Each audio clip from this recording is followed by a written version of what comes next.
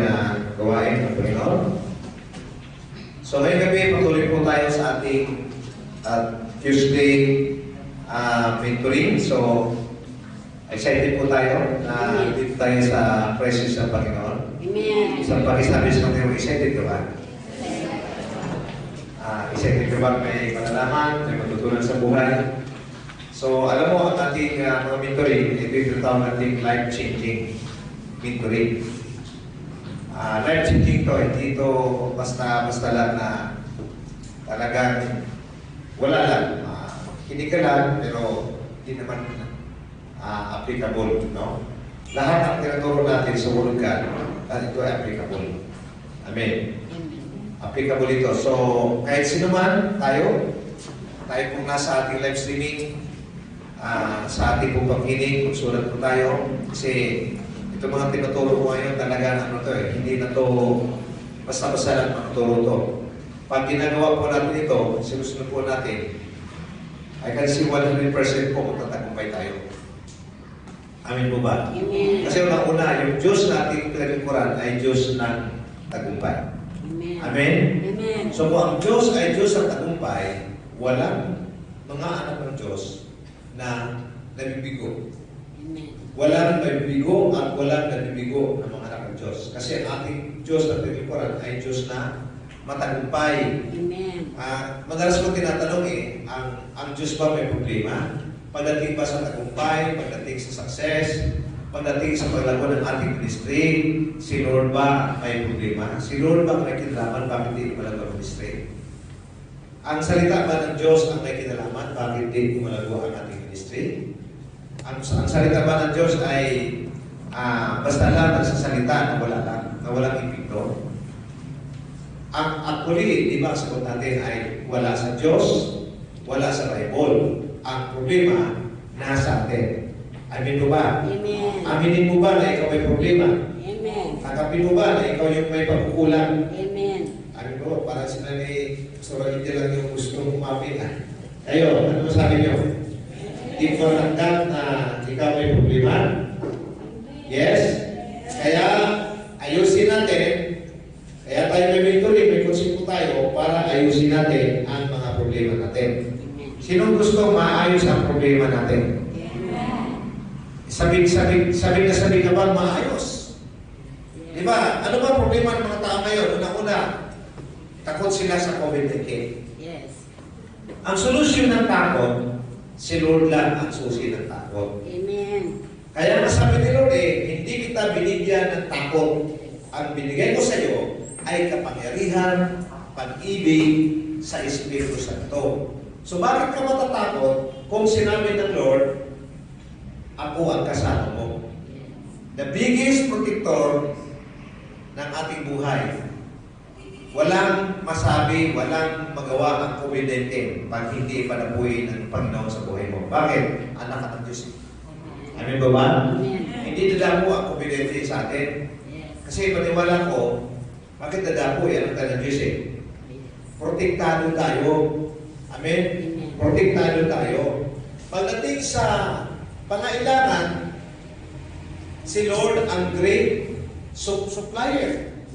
Si Lord ang great provider. Kaya sabi ni David, I have not seen the righteous nor forsaking, begging for bread. Hindi ko nakikita na mga matuwid ay nangmamalimos o nanghihingi. Dahil ang Diyos ay sapat. Ang Diyos ay supplier, provider ng lahat nating pangailangan. Kaya na ibigay ni Lord ang lahat nating pangailangan. May mga requirements lang kung paano mangyari yun. Yan ang pag-usapan natin. Kasi hindi po one way ang provision ng Panginoon, kundi two way.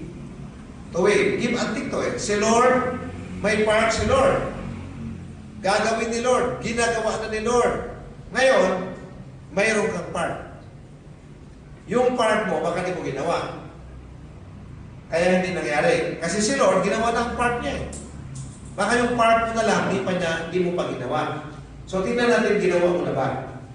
Amen ba? Kasi kung minsan, sinisisi natin si Lord, minsan, kung Kung minsan sinisisi natin ang ibang tao, ang gobyerno, pero ikaw naman ang talagang dahilan. Ang gobyerno, may maliit na bahagi lang siguro. Pero ikaw talaga. Kasi you created your own future. You decide. You can decide your own future. Ikaw decide sa buhay mo bukas kung ano mangyari. You are what you believe. And you are what is your action. Kaya kung ang action mo ganito, titignan natin yung action ba natin. Ano yun? Pangpalago ba yan? Pang-asenso ba yan? O pangmahirap? O pangpahirap? Tignan natin. Kasi, kaya sabi ko, nakulang ba si Lord? Hindi. Di ba? Mali ba ang Bible? Hindi rin. Philippians 4:19, but my God shall supply all your needs according to His riches, according to His glory. Di ba? At ang sabi ng Korinto, God is able to give us all things according to His grace. Okay, basahin natin ang Bible sa ating pong Galatians chapter 6, verse 6 to 9. Galatians 6 to 9. Okay, basahin natin. Galatians 6 to 9. Let him who is taught the word share in all good things. Sabi mo, good things. Good things. In all good things. With him who teaches. So, pinakita dito na ang mga tinuturuan ng salita ng Diyos, mag-share daw ng in all good things. No? Hindi lang material things, lahat ng bagay, pwedeng spiritual. No? I-share mo spiritual, tutulong mo sa Word of God sa mga tao. Kung anong mga blessing na binigyan mo sa i-share mo rin sa iba. With him who teaches. Okay, verse 7. Do not be deceived. Huwag kang padaya. God is not mocked. For whatever a man sows, that he will also reap. Diba? Hindi ka madaya, huwag kang madaya kung ano ang itinatanim ng tao ay siyang ay aanihin. Napaka malalim itong verse nito eh. Kaya himay-himay natin yan kasi alam mo kung ano ba itatanim mo sa buhay mo, yun ang aanihin mo. Kaya nga kung ano ang ginagawa mo, yun ang resulta. Yan ang bunga. Verse 8. For he who sowed to his flesh will of the flesh will reap corruption. Ang nagtatanim para sa laman ay mag-aani ng para sa laman na maging corrupt. But he who sowed to the Spirit will of the Spirit reap everlasting life. So, linaw, no? Nga kung nagtanim ka para sa laman, mauwi lang sa wala. Pag nagtanim ka sa Espiritu, magbunga ng buhay na wala hanggan. Kaya pag ikaw nagtatanim ka ng mga espiritual na bagay para sa mga tao, mag-aani sila ng eternal life. Okay, so gusto ko usapan natin ngayong gabi. Ito part, I think this is last part ng ating series topic, the importance of being a disciple. So, pag-usapan natin yung fruitfulness at productivity in the spirit or in the spiritual and in material things. Pag-usapan natin, i-combine natin yung productive ka na sa spiritual. Pagdating sa spiritual, ibig sabihin yung spiritual life po lumalago, lumalalim, naging matatag. At pagdating din sa ministry, lumalago din ang ministry. Amen. Dahil din yung goal, nakapag-disciple din tayo. So, pag-usapan natin yan kung paano tayo maging productive sa ministry. So, ang sabi ng verse 9, And let us not grow weary while doing good. Huwag tayong mapagod sa paggawa ng mabuti. Amen. For in due season, we shall reap if we do not lose heart. So talagang ang tanim talaga, yung ginagawa talaga natin kay Lord, mayroong talagang ibubungang maganda. Mayroong pakinabang. Mayroong resulta. Amen? Amen. Yan ang sinabi na kayo, let us not grow weary. Sino sa inyo napapagod? Ang sabi ng Panginoon, we are like an eagle.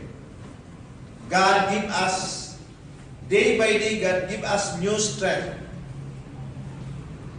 new wisdom. Kaya sabi ng Lord, let us not grow weary while doing good. Sa pagdating sa paggawa ng mabuti, huwag kang mapapagod. Sabi mo sa kanya, huwag kang mapapagod. Dahil in due season, we shall reap if we do not lose. So lahat ng pagpapagod mo, may bunga. May aanihin tayo. Okay. So, basahin natin ang 2 Corinthians chapter 5 verse 17. 2 Corinthians 5:17. Therefore, if anyone is in Christ, he is a new creation. All things have passed away, behold, all things have become new. Not all things are of God, who has reconciled us. Now all things are of God, who has reconciled us to Himself through Jesus Christ, and has given us the ministry of reconciliation. That is, that God was in Christ reconciling the world to Himself, not imputing their trespasses to them, and has committed to us the word of reconciliation. Verse 15. Now then, we are ambassadors for Christ, as though God were pleading through us. We implore you on Christ's behalf, be reconciled to God, for He made Him new sin to be sin for us, that we might become the righteousness of God in Him. Okay. So, malinaw sa Bible na sinasabi dito, if any man be in Christ, he is a new creation. Amen. Ang na kay Kristo, bago nang nilalang. Ang luma, wala na, at dumarating ang bago. Kaya pag-usapan natin yung bago, sabi mo, bago. Bago. Bagong mindset, bagong gawain, bagong puso, bagong values. Lahat ng bago pag-usapan natin. Kasi ang luma daw, wala na. Ang luma na pangit na palitan na. The new has come. Kasi yung luma, hindi epektibo. Ang luma, hindi productive. Kaya papalitan ni Lord ng bago. Amen po ba? So ngayon, pag-usapan natin ang the importance of making disciple kasi last part na po ito. Now, gusto ng Panginoon na tayo ay productive. Kaya nasabi niya dito sa verse 20, now then we are ambassadors for Christ. Ano ba ang trabaho ng ambasador? Ano ba ang ambasador? Pag tayo ay tinawag na ambasador, ang ambasador ng isang bansa, like tayo ay meron tayong, sa bawat bansa meron tayong ambasador na pinadala ng Pilipinas sa iba-ibang bansa. Lahat ng bansa may ambasador tayo. Kahit Europe, Canada, US, Australia, Asia, lahat tayo may ambasador. Ang trabaho ng ambasador, tagapagsalita in behalf of the nation. Kung ano ang kapakanan ng bansa, yun ang sinasabi ng ambasador. Pag may problema ang mga Pilipino sa ibang bansa, nandiyan yung ambasador, spokesperson siya. Siya ang tagapagsalita ng presidente para sa kabutihan ng Pilipinas sa kanyang bansang sa kanyang bansang representative of the nation. Spokesperson siya. Siya yung taga-pangaral, siya yung taga-balita, siya yung taga-turo, siya yung taga-ayos, siya yung taga-supervise, siya yung kaya nga, ambassador eh. Ang sabi ng Bible, we are ambassadors for Christ. Alam mo ba, ang ambassador ni Kristo ay mas mataas sa ambassador ng bansa. Sino sa inyo naniwala na ano bang mataas, ang ambassador ng bansa o ang ambassador ni Kristo? Ambassador ni Kristo. Bakit? Pag ikaw ambassador ka lang ni Kristo, pag isang bansa ka lang. Diba? Hindi ka pwedeng ambassador ka ng Hong Kong tapos ambassador ka ng China. Hindi, Hong Kong ka lang. Iba na ang China. Iba ang ambassador ng Singapore, iba. Pero, pag ikaw ambassador ni Kristo, ikaw ay ambassador ni Kristo sa lahat ng bansa. Amen. Grabe, no? Buong daigdig, kaya nga sabi ni Kristo preach the word into all the world. And you are my witnesses into the world. From Jerusalem, Judea, Samaria, and up to uttermost part of the earth. Ang laki ng value, ang taas ng value ng pagiging Christ ambassador kaysa ambassador ng bansa. Yung mga ambassador, tatawag niya ng mga diplomat Mayroon silang mga express lane, mga VIP treatment. Pag sila dumaan sa airport, hindi na check yung baggage. Pag sila dumarating sa Pilipinas, hindi na sila nakapila sa mga katulad ng mga OFW. Mayroon silang sariling exit na ambassador diplomat yan. Mga diplomat yan sila, ambassador yan. Pero mababa pa rin sila dahil isang bansa lang ang kanilang representante. Pero ikaw, pag ambassador ka ni Christ, ambassador ka sa lahat ng bansa. Amen. Mas marami kang maabot na bansa kaysa mga ambassador ng ambassador ka na ng Hong Kong Hong Kong ka lang Ako ambassador ni Kristo Kaya bansa-bansa pinupuntahan ko. Di ba? Sabi ko mo, ambassador ni Christ ka. Diba? Ang nagpili ng ambassador ng bansa ay ang batas ng Pilipinas through the President. Siya ang nag-appoint. Ang mga ambassador hindi niyan elected, appointed yan by the President. Nasa batas yun. Kung sino yung Presidente, siya mag-appoint ng ambassador sa bansa. Okay? Pero, sino ang nag-appoint sa kanya? Tao. Pero ikaw, sino nag-appoint sa iyo? Sino nag-appoint sa iyo? Si Lord. Sino si Lord? Compare to President. Compare to Prime Minister. Compare to King and Queen. Who is Jesus Christ. Si Lord, mataas pa sa hari. Mataas pa sa presidente. Ang mga hari, ang mga presidente, nilikha lang ni Lord. Binigyan lang ng authority ni Lord. Kaya ikaw, dahil kang appointed, ordained by God as His ambassador to all nations of the world. Sa makita yan, John 15:16. Tingnan mo, John 15:16.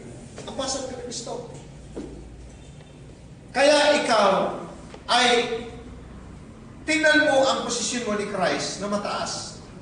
You did not choose me, but I chose you. Sabi ni Lord, I choose you and appointed you that you should go and bear fruit, that your fruit should remain, that whatever you ask the Father in my name, He may give to you. Kaya nga sabi ni Lord at pag-usapan natin yung sweldo ng ambassador, walang panama sa ambassador ni Kristo. Amin ko ba? Amen. Pagtuto ka kasi ambassador ni Kristo, walang panama yung sweldo ng ambassador ng bansa. Ang kanilang appointment, limited. 3 years, 6 years, 5 years. Ang nag-appoint nila, tao. Ang kanilang Jurisdiction, pang isang bansa lang. Diba? Ang kanilang scope, ang kanilang term of office, may lang. Pero ikaw, ang nag-appoint sa iyo si Lord. Ang scope mo, buong daigdig. Ang territory mo, buong daigdig. Diba? Ang sweldo mo, hindi galing sa tao. Ang sweldo ng ambasador, galing sa bansa. Maliit lang. Pero ang sweldo mo, ang love gift mo, ang honorarium mo, galing kay Lord. Unlimited supply. Malagpakan natin si Lord. Hallelujah. Kaya masarap maging ambassador. Kaya sabi ni Lord, and that your fruit should remain. That whatever you ask the Father in my name, He may give it to you. Isipin mo, parang sinabi ni Lord, anak, bigyan kita ng blankong cheque.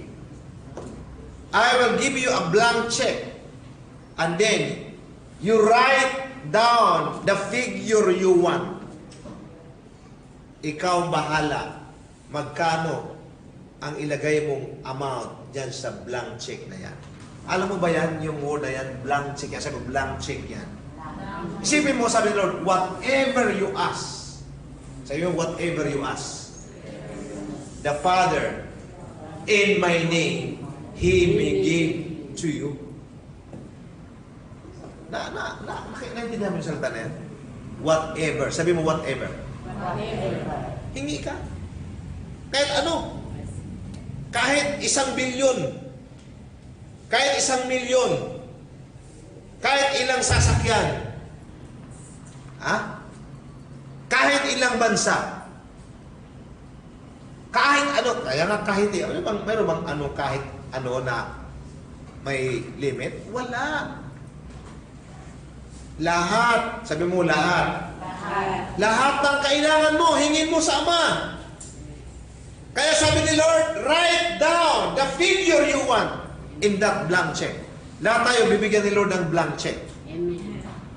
Siyempre mo kung ako bibigyan ni Lord ng blank check, hindi ko isulat yung 1 million. Isulat ko trillion of money. Bakit? Ang laki ng scope natin. Mag-mission tayo sa ibang bansa, kailangan natin ng milyon. Amen. Kailangan natin ng maraming pera para maabot natin ang mga tao. Di ba? Mag-mission tayo. Mag-feeding program tayo. Mabigay tayo para tayo maligtas. Tapos maghingi lang tayo ng kukunti. Di ba? Si Lord nangako, kahit magkano ang kailangan mo, gagawin ko. Amen. Kahit anong kailangan mo, ibibigay ko. Kaya nga saan ang problema? Kaya, una-unang problema, ito, wala kang paniniwala sa Diyos. Kung meron kang paniniwala, sobrang liit. Sa tingin ba natin yan, nabubula si Lord? Sa tingin nyo, binubula ka ni Lord o hindi? Di ba? Hindi kami, totoo si Lord eh. Totoo. Tama? Kasi Word of God yan. Ang sabi ng Hebrews 4:12, the Word of God is alive and quick and powerful, sharper than two-edged sword. Mas matalas ang salita ng Diyos kaysa tabak na dalawa sa itak na dalawa ang talim. Diba? Tingnan mo sa John 14:15. Meron pa dyan? John 14:15. 14. 12. Sige, yan o. Ang Word of God, totoo. Makapangyarihan. Kaya lahat ng nabasa natin makapangyarihan. Kung paniwalaan mo. Kung gagawin mo. Ha? Kaya nga po yung ginagawa mo ba ang Word of God? Hindi. Kung anong tinawag Lord, ginawa mo, hindi. Ay, hindi mo ginawa. Kaya wala ito. Okay.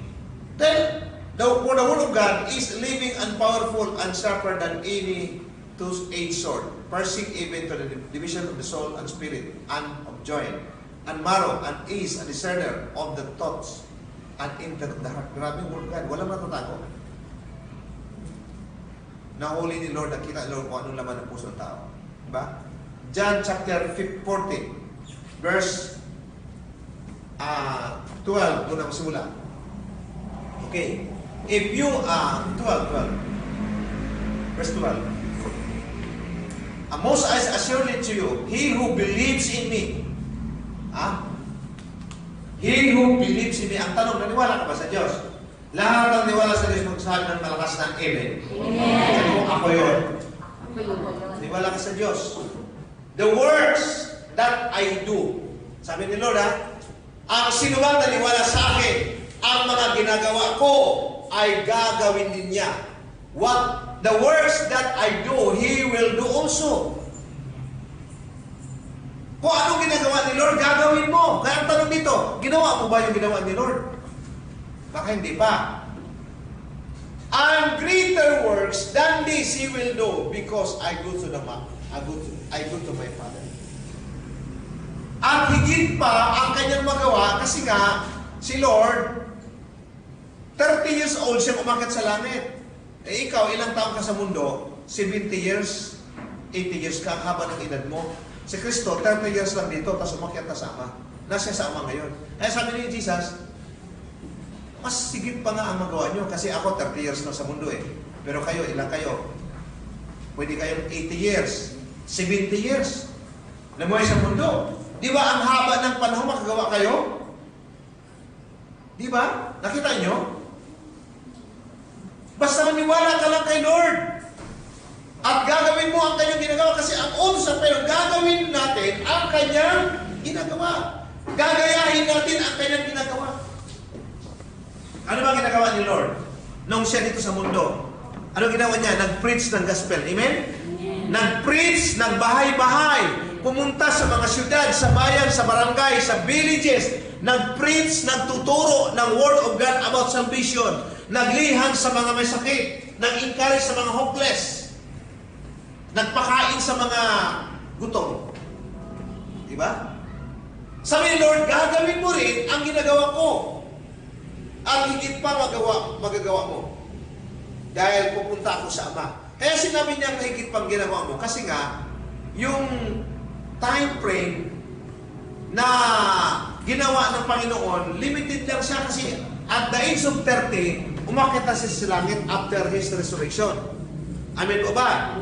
Pero ikaw, mula kang nagkamalay, mula kang nagkaroon ng tamang isip, nag-mature ka hanggang sa bago ka kunin ni Lord, ang haba-haba ng oras mo dito sa mundo. Tapos wala kang ginawa sa kingdom. Di ba? So, verse 13, sabi ng Panginoon, verse 13,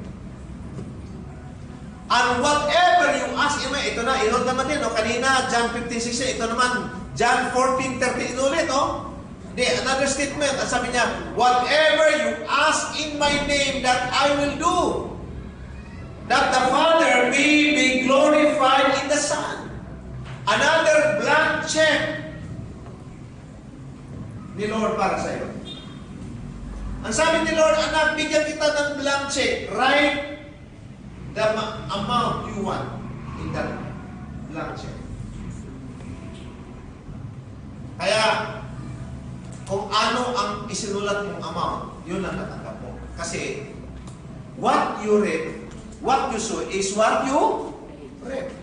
Kung ano ang ginagawa mo lang, yun lang ang naani mo. Verse 14.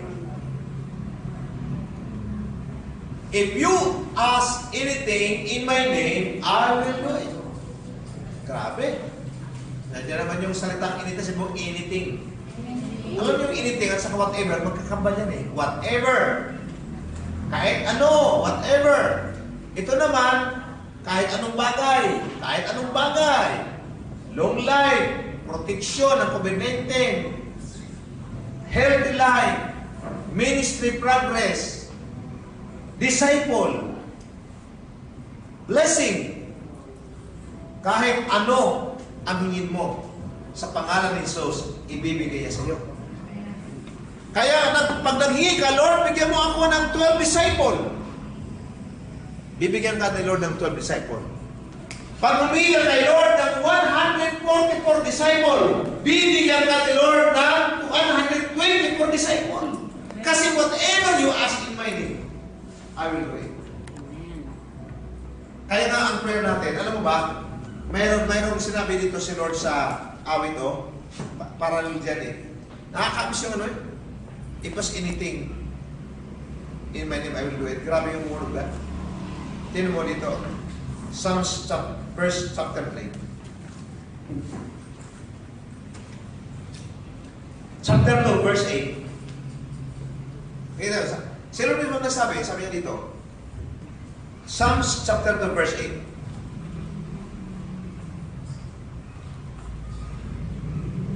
Tingnan nyo ha, tingnan mo ha.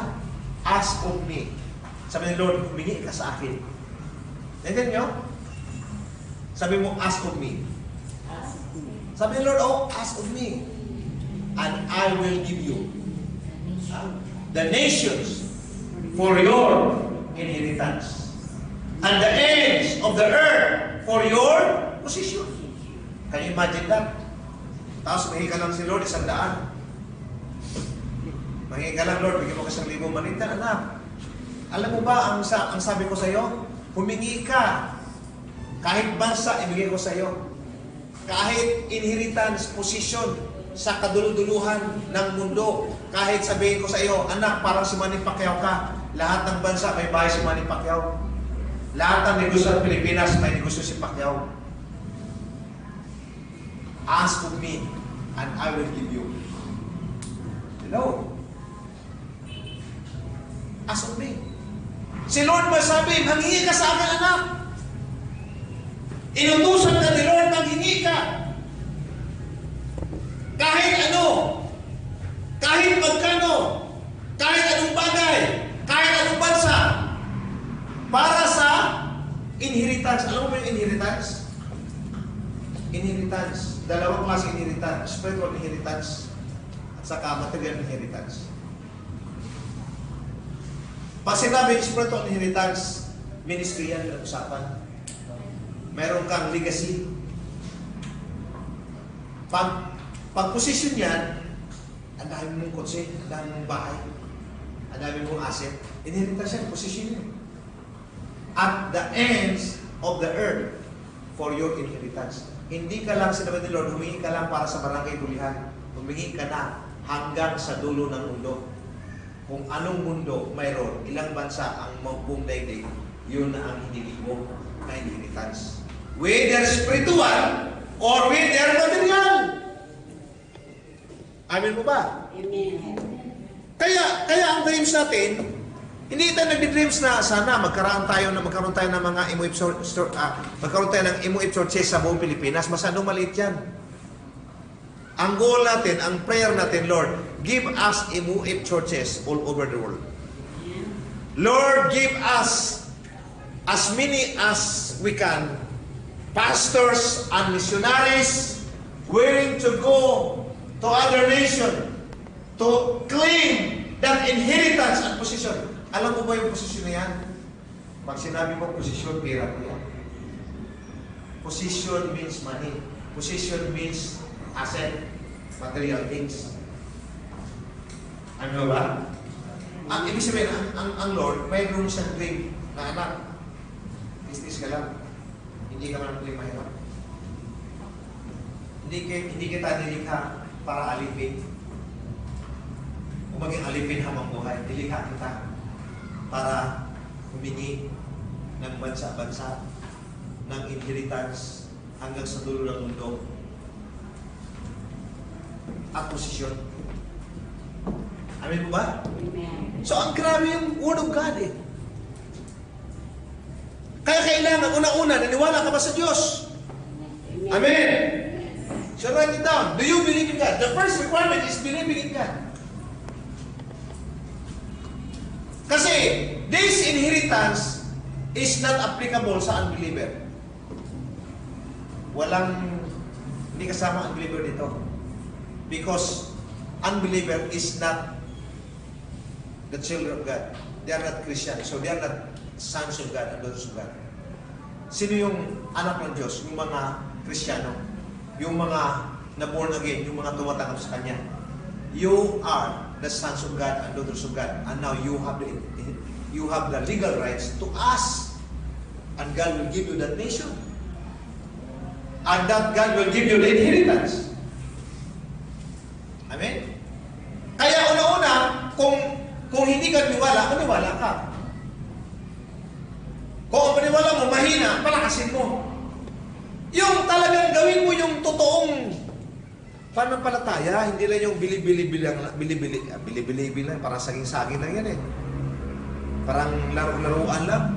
Parang bahay-bahayan. May bahay ka, mayroon. Ano? Bahay-bahayan lang. Isang ihip ng hangin tumba. Bahay-bahayan lang kasi. Hindi naman paggawa. May saging ka? Oo. Ilang puno? 2. Nasaan? Tumba na. Kasi di naman saging eh. Di naman totoong saging-sagingan lang. Parang ganun eh. Mayroon kasing panampalataya, pero di naman kasi totoong panampalataya. Parang wala lang. Mas lamang yung negative. Alam mo, pag ipinamuhay mo, kapatid, ang salita ng Diyos, maniwala ka, ang buhay mo will never be the same again. Ang sukatan kasi una dito, sa blessing ni Lord, una yung paniniwala. Kaya nga sabi ni Lord eh, faith without work is dead. Ang patay, ang panampalatayang walang gawa ay patay. So, ang faith mo masyadong maliit, wala pang gawa, kaya walang resulta. Kaya walang bunga. Okay? Now, pangalawa. Put in action what you believe. Okay? Kaya kung naniwala ka na makakomplito ka ng 12, makakomplito ka ng 144, na yung 12 mo, yung 12 mo, yung 12 mo at yung 144 mo magiging leader at maging pastor, balang araw. Yung isang araw may kausap ako eh. Sabi ko sa kanya, kausap ko siya, ano pala siya? Kristiyanong na-backslide ba? Sabi ko, Christian ka pala, brada. Oo nga, so worship member nga ako dati, tumutugtog ako. So what happened? Sabi niya, na ano siya? Na nawala sa Panginoon. Natalo sa kahinaan. Sabi niya, natalo ko sa kahinaan sa laman eh. Laman. So, sabi ko, balik ka Brad, balik ka. Sabi niya, bakit natalo ka sa laman? Matagal ako nagsimba sa Christian pero hindi man ako lumalago. Sabi ko, ba't ka lumalago? Ano bang simbahan na tinan mo? Sabi ko sa kanya, pag dito ka mag-attend sa aming simbahan, gawin kitang pastor in 2 years. Di ba? Pagditsuhan. Dito, Brad, sabi ko sa kanya, pag makikinig ka sa leader, sa pastor mo, sundin mo lang natin sinasabi niya, in 2 years, maging pastor ka. Di ba? Process ka, 1 year. School of pastor, 1 year. In 2 years, pastor ka. Kasi namuling daw siya doon sa dati, hindi siya lumago eh. Nabag-slide pa. Ba't ano ba turo doon? Mga ang turo doon, puro mga himas-himas, mga lambing-lambing lang. Mga bula-bula. Eh dito, pag umating ka dito, totoo talaga, life-changing. Word of God. So, ano kasi, marami kasi tao naniwala, pero walang aksyon. Amen. Kaya aksyonan mo. Lord, naniwala ako na I can be a pastor. I can complete my 12. I can complete my 144. Lord, makapag-produce ako. I will duplicate myself. Di ba leader ka? Di ba pastor ka? Di ba disciple ka na ngayon? Duplicate yourself. Produce that 12 disciple. Make that 144. Make your disciple. May goal yan. Aksyonan mo. Kasi kahit nagtuturo tayo, pero di mo aksyonan, walang mangyari. Ano ba? Put it into action. Kaya nga sabi ni Christ, ambassador ka ni Christ eh. Amen? Ang ambassador ni Christ may ginagawa. Kaya nga sabi ni Kristo, if any man be in Christ, he is a new creation. Ha? Yung mga walang vision, yung mga walang action, patay na yan. Ang panahon ngayon, may action. Ikaw ay action man. Sabi mo, action man, action woman. Sabi mo, action man ka dapat. Action woman ka. Hindi kayo puro lang faith. Parang mahimahayan lang, wala action ng faith mo. Activate your faith. Put your faith into action sa ministry, guys. Amen? Kaya sabi ko, sino may problema? Bakit di umalago ang network? Bakit hindi ka nakapag-produce disciple? Eh kasi una-una, yung faith mo parang wala lang. Pangalawa, hindi mo isinasabi ang Word of God.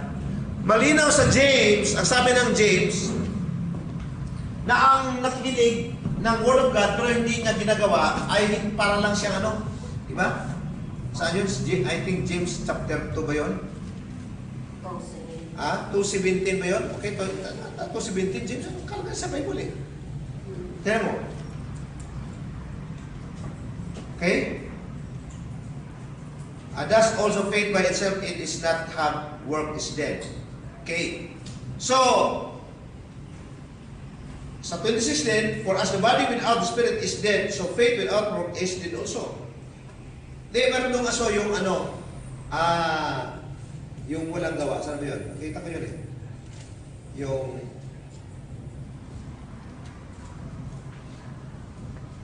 Yung verse na yung hearers of the word but not a doer. Diba? Maraming hearer but not a doer. But Jesus said, you must not only a hearer but a doer of the word. Kuminsan tayo puro hearer eh.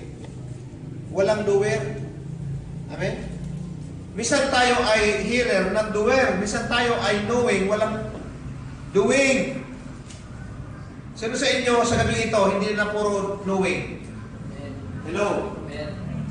Sabi mo, huwag ka na puro knowing. Nakasama, kita mo tayo, sis, brother, huwag ka na puro knowing. Dapat may knowing ka. Masyadong maraming knowing ka na eh. Diba? Diba totoo marami ka na knowing? Pero kumusta may doing ba? Ang doing ang kulang. Wala. Ang dami mo nang knowing ang dami nating mentoring, di ba? Ang dami nating mga training. Puro ka knowing, pero walang doing. Puro ka hearing, walang doing. Stop. Tama naman na ikaw tuloy-tuloy makinig.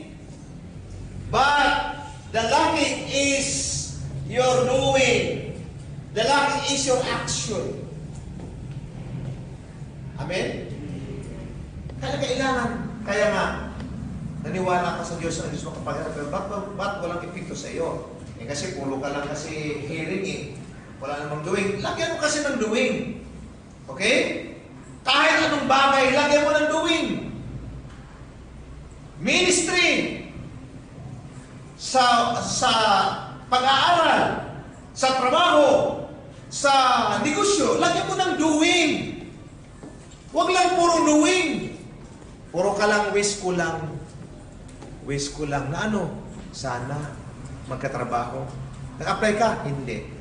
Di puro wish ka lang talaga. Diba? Mag-apply ka na lang sa GMA, wish ko lang. Kailan ka mabunot? Milyon-milyon ang nagsapadala ng sulat. Wish ko lang. Di puro wish ka lang talaga. Wala nangyari. Di ba?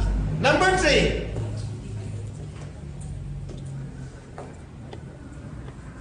Put hard work.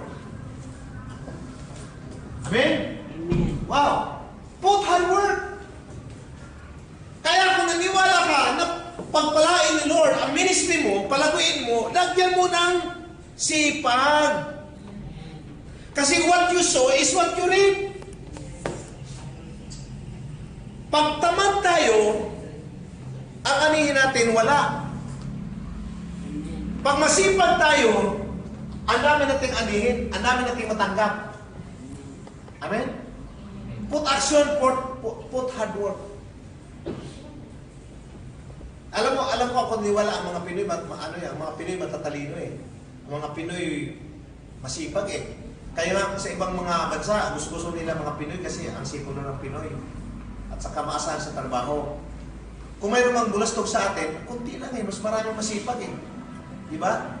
Mas maraming matalino. Ang problema lang sa atin, hindi in-apply. Kaya sabi ko, anong saysay ng ano? Anong saysay? Ang galing kumanta. Parang angin sa langit pag kumanta. Pero ayaw man kumanta. Di ba? Anong saysay ng tunog langit pero parang ayaw mo nang ipagamit kay Lord? Anong saysay ng talino? Di mo nang ginagamit. Amen? Palakpakan natin si Lord. Hallelujah! Kaya pagdating sa evangelism, pagdating sa soul winning revolution, pagdating sa ating the importance of making disciple, kailangan may result. And then number 4, there must be a result. Result or production. May production. May bunga. Ibig sabihin ng result. There must be a result. May bunga. Hello? Amen.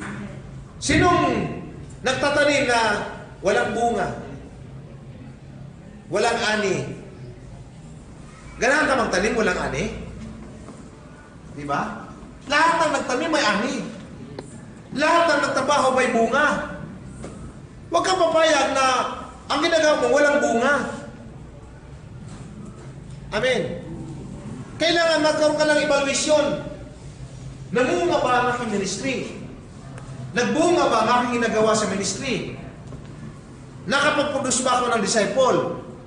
Nalagdagan ba ang aking mga leader? Now, ito detalye tayo. Pagdating sa ministry, ang sabi ko nga, sa mga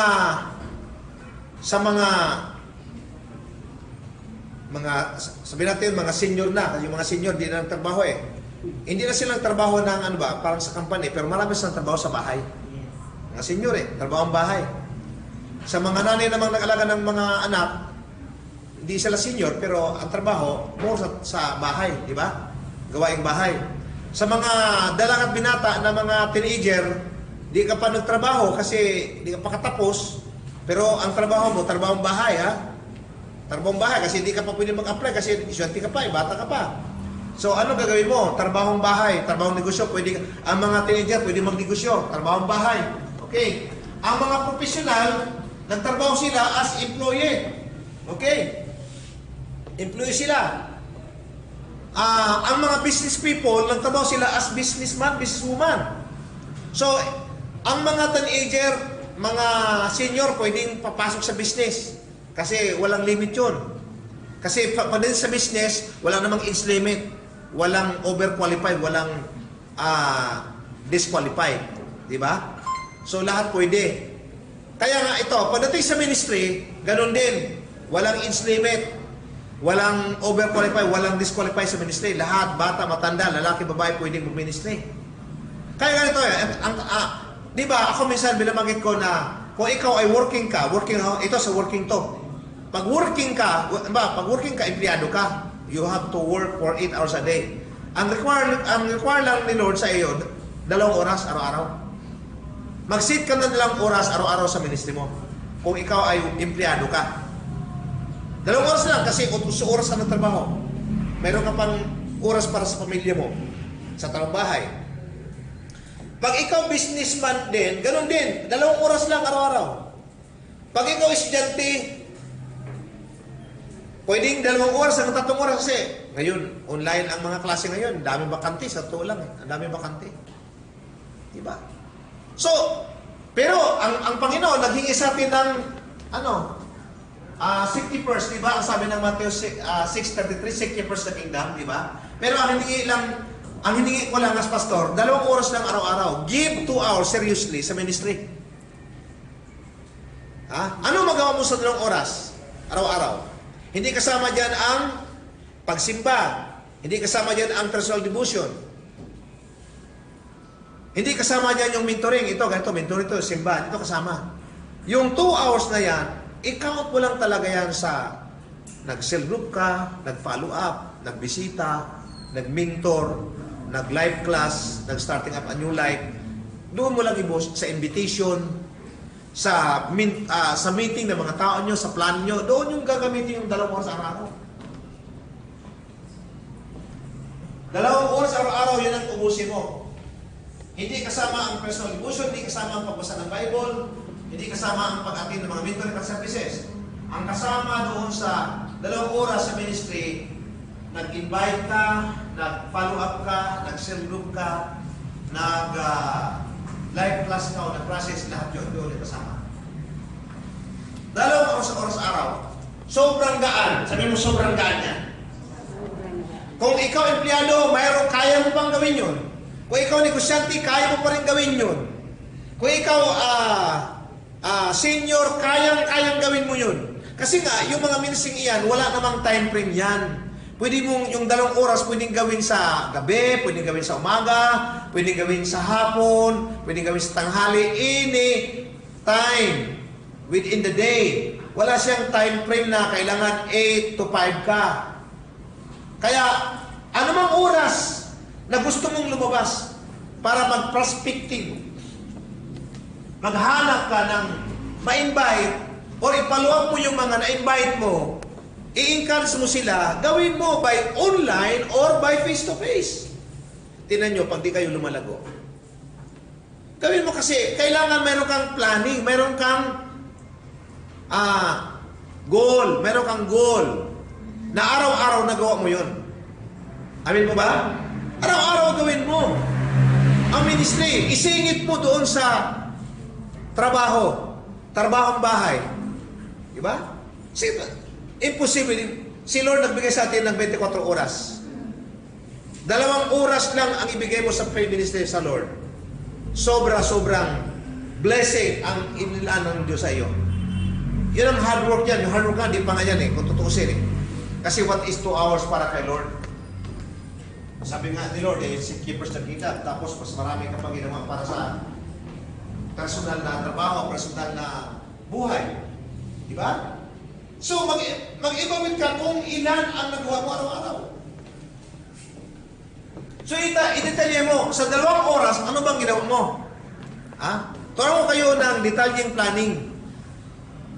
Walang masama kung paano bisa kung gawin kong 4 na oras. Hindi, lalong tutuwa si Lord.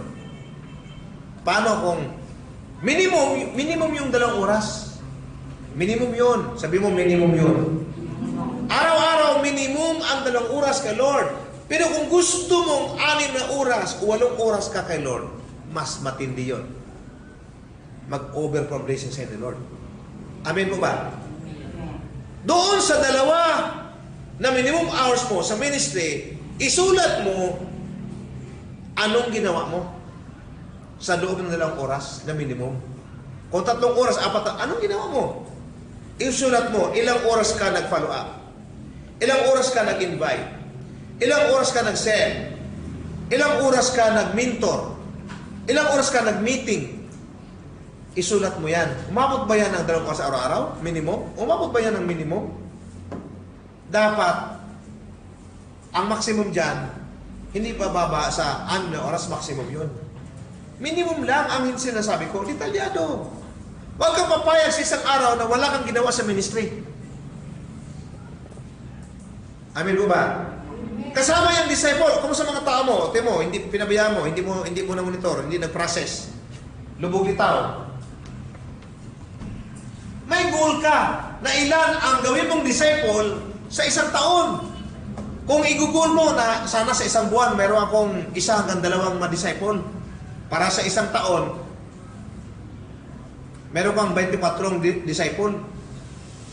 Kaysa isang taon natatapos, ikaw pa rin yung leader, nag-iisa ka pa rin, wala kang kasama. Hello? Tingnan mo? Sa loob ng 2 taon, meron ka ng 48 na disciple. Masyadong mabagal yun. Isipin mo, 1 lang hanggang 2 taon. Ano lang? Sa isang taon. Sobrang bagal yun. Ang G12 nga natin, ang complete yung 12, minsan nga, 12 months, ano lang, 3 months lang. 3 months to 6 months lang yan. Kailangan detalyado, guys. Amen po ba? Gawin mo, isulat mo talaga. Mayroon kang planner, mayroon kang diary. Ako, sinusulat ko pong ginagawa ko sa umaga. Pagdating sa ministry, kasi rambulyo ang trabaho. Office work, paperworks, mga maintenance, mga accounting, message preparation, ang dami kong ginagawa. Hindi lang ako nagtrabaho kay Lord ng 2 oras araw-araw. Ang pinakamahina sa akin, 8 oras. Pinakamarami, 8 oras sa isang araw na paghahanda. Now, pagdating sa ministry, so yun ang gagawin mo sa ministry. Mayroon kang daily time record, daily scheduling. Kasi pag wala kang daily scheduling, rambol mang utak mo kung ano may isipan mo, yun na, natulog maghapon, walang ginagawa. Wala naman, di naman nagsidlo. Kasi wala nang planning eh. Kung ano lang maisipan eh. Kaya may planning ka araw-araw. Ito tapusin ko, ito kausapin ko, ito mag-meeting ko sa kanya, may one-on-one meeting kami, kausapin ko siya. Dapat araw-araw mayroon kang detalye anong gagawin mo sa ministry. Para walang makaligtaan. Kasi pag wala kang nakaschedule, kung ano lang naisipan mo, nako, namasyal sa isip maghapon, ubos ang oras. Nako, naglakwatsa. Nako, nag-Facebook, kalating araw. Wala kasi. Hindi ka productive sa ministry. Okay, dito ako sa material na bagay. Eto.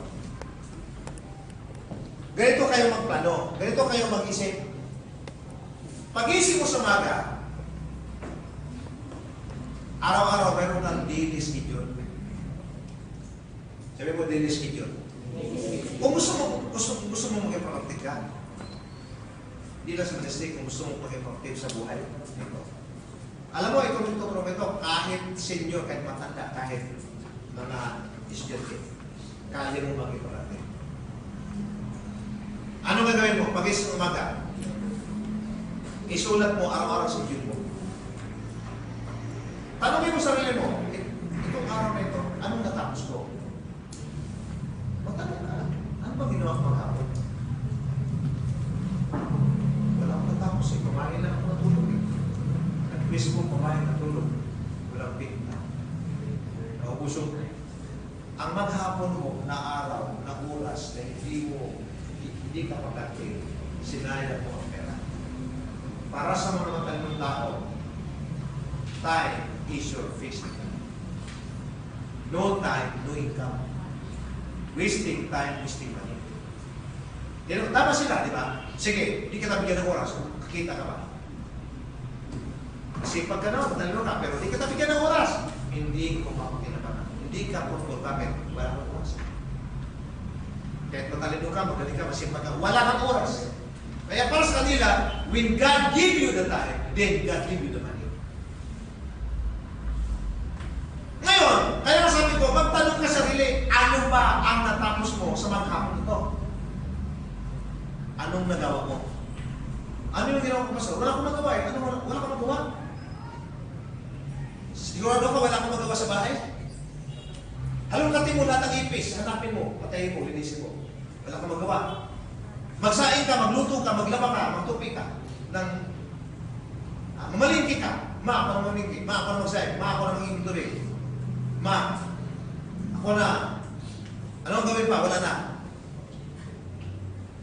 Niwala ka sa akin. Hindi ka productive. Anday mong oras, kaya mahirap ang Pilipino. Bakit? Wala kang planning eh. Kaya maraming mga tao, huwag ka naman saktan guys. Maraming mga tao mahirap, hindi dahil mahirap sila. Hindi sila productive. Isulat mo araw-araw. Ako guys, ang ginagawa ko, binibilang ko anong natapos ko. Binibilang ko anong natapos kong trabaho sa araw. Ito man ay trabahong bahay. Alam mo, ang mga estudyante, trabahong bahay yan eh. Kasi hindi ka nga empleyado eh, kaya nga nasa bahay ka lang. Alam mo ba, anday mo yung trabaho sa bahay? Pero sabi mo, wala kang trabaho, wala kang ginagawa. Dahil hindi mo ginawa. Dahil wala kang planning. Puro ka lang tunganga. Puro lang tayo tambay. Lumubog yung araw, walang natapos. Tapos, ano sa gutom? Hello? Okay mo saktan sa akin, guys. Mahal ko kayo eh. Kaya ako tinuro ito eh. Alam mo ba, kung hindi ko kayo mahal, hindi ko ituro. Ito yung sekreto sa pagyaman. Hello? Kung gusto mong yumaman, gawin mo itong tinuro ko. Pag ayaw mong yumaman, di patuloy ka sa pagka-tungangas dyan at tambayers. Papitik ako sa tainga ko, after 50 years, mahirap ka pa rin kung ang ginagawa mo. Maghapon ka lang, nag-Facebook. Ang tanong, kumita ka sa Facebook. Di bali kung nag-crowd one ka, kikita ka. Mag-crowd one ka na lang, kung puro ka Facebook. Kasi ang digital business, kikita ka ng euro. Pero wala ka. Ang cute niya. Nakakatawa talaga. Di ba? Matutawa ka sa mga post sa Facebook. Ang cute-cute talaga. Grabe. Tapos, napapatawa kayo mga TikTok, mga TikTok. Di ba? Ubos yung mga... Kung anong pinagtitingin mo, ang haba-haba ng oras mo. Hindi ka naman kumita sa pag-TikTok eh. O titak-tiktak dyan. Di ba? Hindi ka naman kumikita sa pag-roll down, roll up, roll down. Mga, ang cute talaga. Ang ganda-ganda talaga. Hala, bakit kandila? Puro na lang condolence. O ano ngayon? Di ba? You are consuming your time. Alam mo, araw-araw, ang ginawa ko, mula pagising umaga, pray ako. Pray. After prayer, sunod-sunod na yan, guys. Minsan nga, din ako kumain eh. Sa paghabol ng trabaho. Alam mo ba, ako, hindi ko sa pamaya, hindi ko kinawin ito. Mayabang si Ben. Hindi, totoo. Ginawa ko. Sa isang araw, pwede ko magtrabaho na tapusin ko ang mga lakad o mga transaction o mga trabaho. Lahat-lahat na! Kaya ko magtapos ng 25 to 30 items. Araw-araw yun! Eh sabi ko, kumusta ang galaw mo? Magtrabaho ka na? Tingnan natin kung anong gano'ng kabilis. Kasi ako, hindi ako nagmamayabang eh. Ikininto ko lang sa inyo. Pag gumalaw ka, mabisa, anong klaseng galaw? Alam mo, apat kayo, sige, trabahin nyo apat, ako lang isa. Tingnan natin kung sinong maraming nagawa. Apat kayo, nagtulong-tulong, ako lang isa. Kaya ko habulin. Mabagal, masyadong mabakal ka eh. Mabagal ka kumalaw eh. Wala kang mang sakit. Eh ako, may edad na ako eh. Kasi araw-araw, nang hinay ako walang magawa. Kaya kahit lakad, yung mga transaksyon sa gobyerno, kung saan yan, kaya kong tapusin isang ikot ng hapon, minsan 4, minsan 5, 10 transaksyon. Malayong lugar yun. Pag ako'y umikot, hindi ako umikot na isang lakad lang, isang sadya. Hindi. Pag umikot ako, siguraduhin ko, ang napatapos ko, 5, 6, 7. Kung malayo, siguro 2, kung sobrang layo. Pero dito lang sa bahay. Dito lang sa bahay. Pagkalayo ko dito, lahat ng sira tapos. Lahat ng dumi, tanggal. Kulang yung katawan ko para ayusin lahat. O kung mag-hire ka pa ng electrician, para ipaayos mo yan, bawat hipo, 150, 200. Ang tanong ko sa iyo, pati ako, isipin nyo ako nagtupi ng damit. Ako nagsaing. Ako naghugas ng pinggan. Ako nag-akyat ng tubig. Nag-ibang tubig ako. Ako nga madalas ang ikay kasi tulog itong mga apo. Puro tulog na itong mga apo ko eh. Ako nagpuyat na ako. Panda na makina, akyat doon kasi walang tubig. Lahat yan! Naglikpit ako ng mga baso. Lahat yun! Kung anong trabaho ng babae ginagawa ko. Tulog pa sila. Ako nakasampu ng tapos ko. Na naginip na sila ng marami, ako, alay na narating. Kaya, di ko magtaka kung bakit binibilis ako na ikaw, di ka talaga bibilis, bakit super ka? Wala lang. Hello? You are not productive because you are not making your time. Kaya mula nga, tinuro ko sa inyo dahil mahal ko kayo. Pastor, estudyante lang ako eh. Wala pa akong trabaho. Kaya nga sa estudyante, wala akong trabaho, di ba? Kasi hindi ka pa apply. Nasa bahay ka lang. Kung meron kang lupa doon sa, wala akong magawa eh. May lupa ka, bungkalin mo ng pitsay. Maglinis ka, ang daming damo doon. Maghugas ka, magtupi. Maglaba, magsaing, magluto. Lahat, aralin mo. Hindi ko marunong magluto. Marunong ka kumain, ka marunong magluto. Ka na kumain. Pihira ka. Kain ka, di marunong magluto. Lahat na aral. Amen? Naaral yun. Kahit ka mag-aralin mo. Ako, di naman ako marunong mo dati. Inaral ko lang. Diba? Kailangan maghapon. Meron kang natapos. Kaya magtanong ka, anong tapos ko? Ala, 2 lang. Ang liit. Bukas, dagdagan ko. Pag hindi ka nagtanong, hindi ka ganang mag-isip. Alam mo, subukan gawin mo yan. Diba? Maamis yung magulo. Ano ba ito ka lang ito? Ang dami natapos. Naglaba. Nagbukas, nagluto, nagsaing, nagtupi na.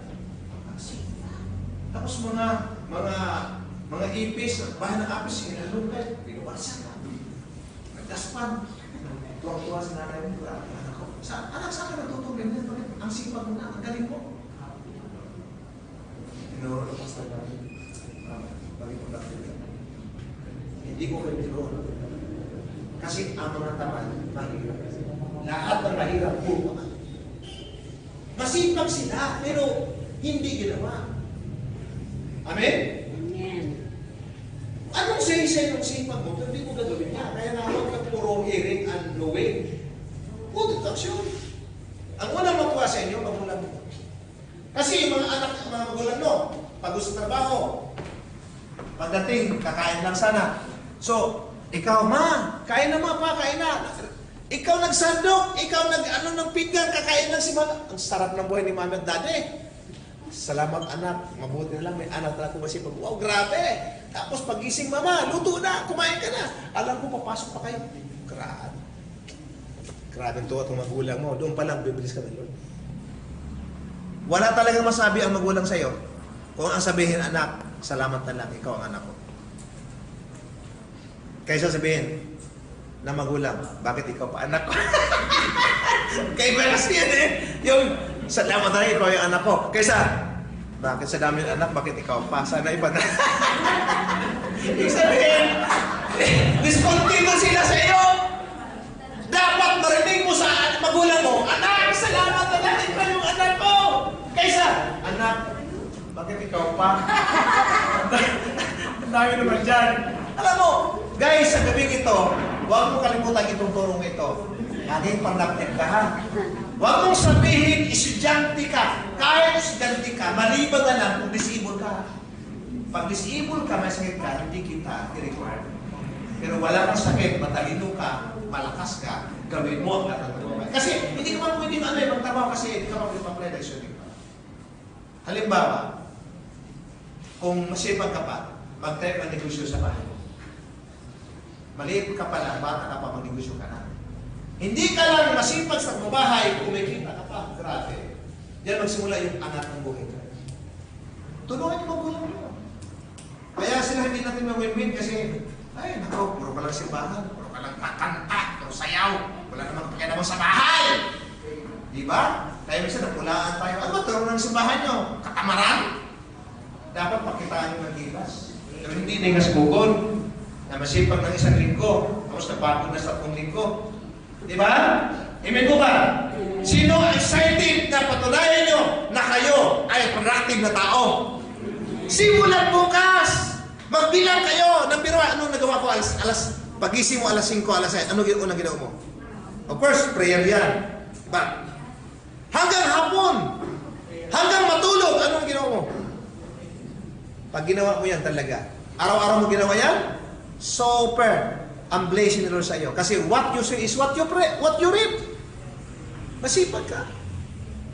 Ha? Amin po ba? Amen. So I hope sa lahat na nakinig sa atin guys, kayong nasa live streaming, ito ho, walang personal yung turo ko sa inyo. Mahal na mahal ko kayo, kaya tinuro ko to sa inyo, sekreto ko.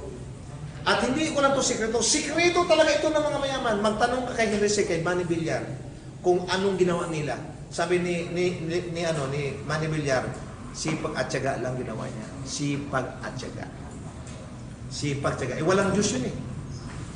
Tayo may Diyos ka pa. Wala ka lang, kulang ka lang sa tiyaga at sipag. Yung apat na sikreto na yun, apply guys. And I hope sa gabi ito you are blessed. Amen? Amen. At gusto ko makarinig ng testimony na dahil ginawa mo ang productivity sa buhay mo.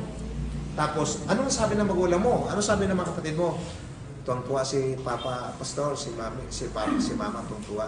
Tuwang-tuwa yung ate ko, nagulat sila, bakit daw nagbago daw ako? Anong pinagbago? Eh kasi batugan ako sa bahay ngayon, kilala nila wala na akong, hindi na ako Hindi ko sinasabi huwag ka mag-Facebook.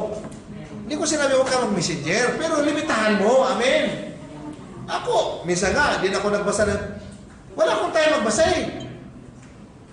Wala akong tayo magbasa ng messenger, wala akong tayo magbasa. Ay minsan, yung mga nag-message na kayo, hindi ko nababasa.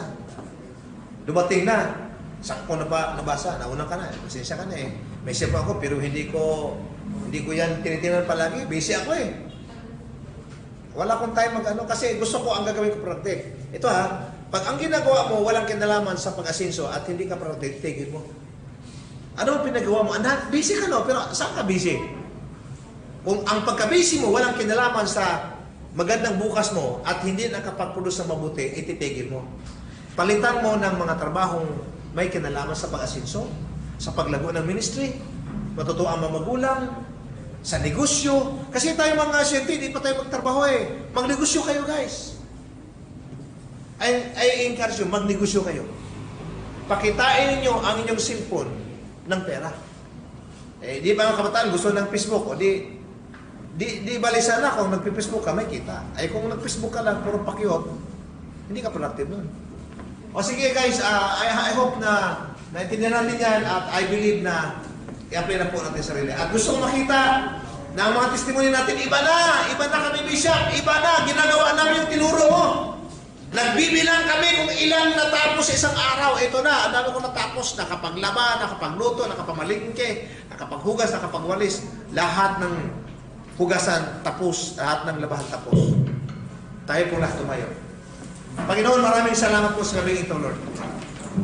Sa oras ng pagkiling o Diyos, Lord, dalangin ko na inyong mensahe, Panginoon, ng productivity, Lord, ay manatili sa aming buhay, Panginoon, na hindi lang po namin pakinggan, kundi po, Panginoon, i-a-apply po namin.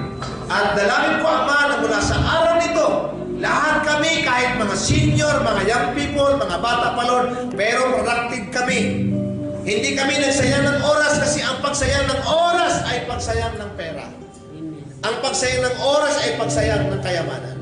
Kaya Lord, mula sa gabing ito, salamat sa mga aral ng Panginoon na niremind kami na hindi po pala dapat kami gumalaw lang ng ganun lang. Dapat kami nag-schedule, dapat kami nagbibilang, nag-i-evaluate sa aming sarili araw-araw kung ano ang aming ginagawa. Lord, maraming salamat na ang panalangin ko, Lord, na ito'y mag-i-apply ng bawat isa. Kasi sila rin po makikinabang. Una-una, matutuwa ang mga magulang, mga kapatid. At higit sa lahat, matutuwa po kay Panginoon. Kung ang ministry, lalo na sa making disciple, Lord, nakapag-duplicate kami. Kasi ginagawa po namin ng tama ang ministry. Maraming salamat po, Ama, sa iyong lahat ng pabulit po sa salamat. In Jesus' mighty name, everybody say, Amen and Amen.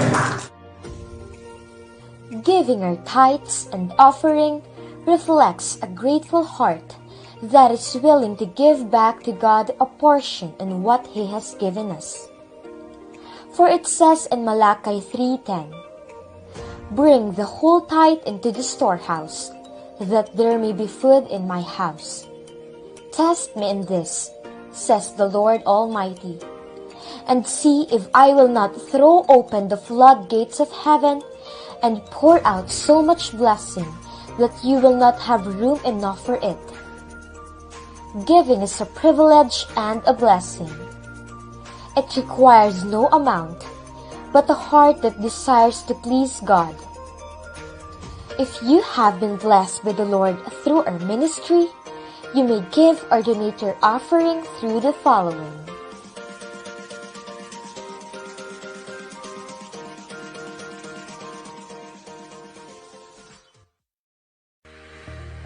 Loving God and loving people is a passion with a responsibility. Receiving our salvation gives us a clear vision of our purpose and calling.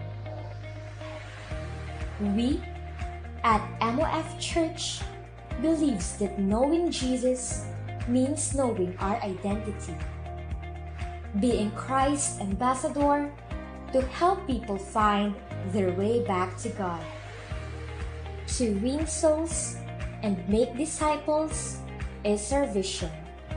And by attending these great opportunities, we will be able to fulfill the Great Commission that Jesus has commanded us. Our Sunday online worship service that runs at 10 a.m. with Bishop William August via Facebook live stream, and a regular face-to-face service at 8 a.m. and 2 p.m. Let us make our equipping and training a happy hour by joining a regular Tuesday and Friday mentoring via Facebook live stream as Bishop William August being the host. God continually blesses us so we can be a blessing too. Reaching out people requires no status but a compassionate heart that is willing to serve God. Attending and inviting on our soul-winning revolution every Thursday at 5 to 6 p.m. is highly encouraged. Your big heart and compassion will bring hope to the people in need. None of this would be possible without the generous support from our community. We are open for donations in any kinds.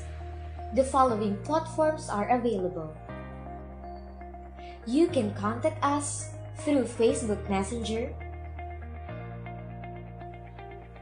or send through our Care Ministry GCash account.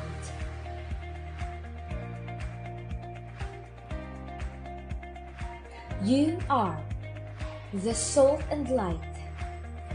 Regardless at all times, you are.